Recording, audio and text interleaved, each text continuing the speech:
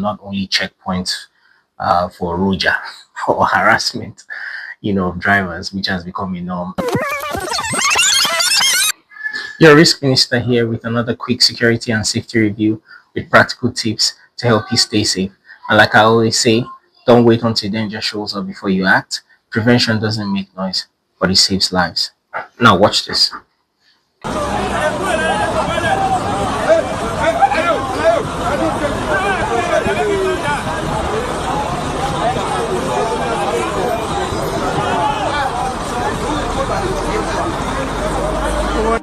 By now, we must have all heard about the car crash involving boxing champion Anthony Joshua. But before I say anything else, I'd like to pray that God Almighty gives Anthony Joshua and the families of the deceased the fortitude to bear this great loss. Really painful indeed. Two people gone like that. Only God knows the level of pain those families are going through right now.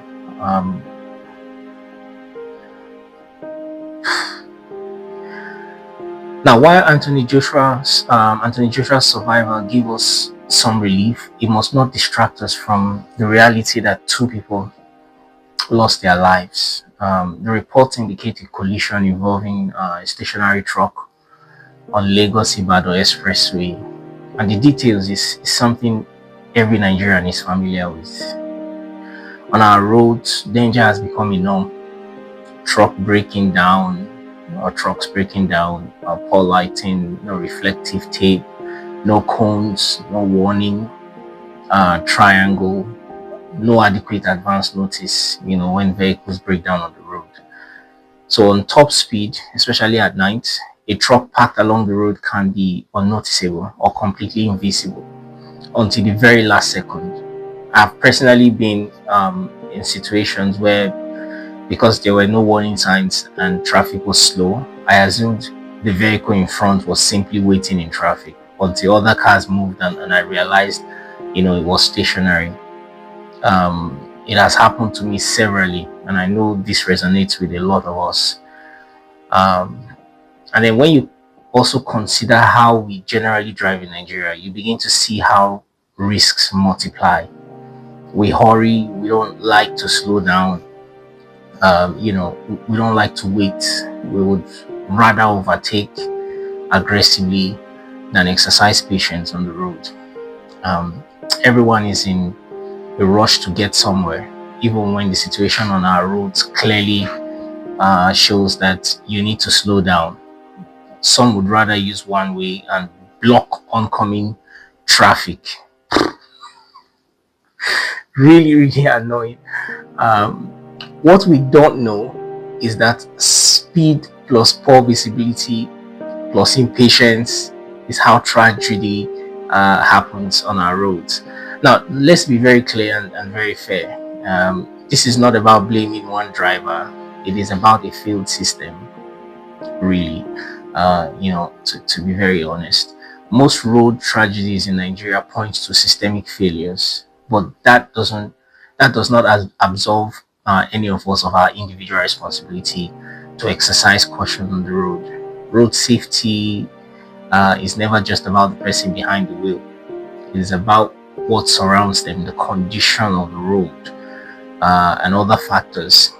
A safer system on our road would include properly enforced speed limits, not having just traffic lights that barely work. A lot of those traffic lights in most of the states in Nigeria don't work. A second thing is mandatory reflective markings on all heavy-duty vehicles when they break down like that on the road. Another one is clear breakdown and emergency parking protocols. There's also functional warning systems for stationary vehicles.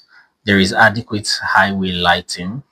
There is active patrols focused on prevention, not only checkpoints for roja or harassment, of drivers, which has become a norm. And lastly, consistent enforcement, not selective enforcement. When a truck stops on a highway, it should immediately become visible, controlled. managed, not a silent stationary hazard just waiting for impact, like what happened in this incident. What makes this incident very painful is how familiar it feels, because we've seen it over and over. It's not the first. It happens every now and again in Nigeria. You know, it become like a normal thing, but they can be avoided. But we normalize danger on Nigerian roads. We adjust to it. We keep moving until someone doesn't make it home. It's really heartbreaking, really, really heartbreaking. This incident sends a very sobering message. If this can happen to a global sports icon, someone with resources, access, and visibility, then it can happen to anyone. So please, after gossiping about it and arguing with others in comment sections, about who did what and who didn't, let's also remember that it's a moment for reflection, for drivers to slow down, for operators of trucks, like one company that we all know, to comply, and for authorities to wake up and do the right thing. And for all of us to also recognize that impatience on the road is not strength or skill, it's risk. It's a risk, minister. And like I always say, don't wait until danger shows up before you act. Prevention doesn't make noise, but it saves lives.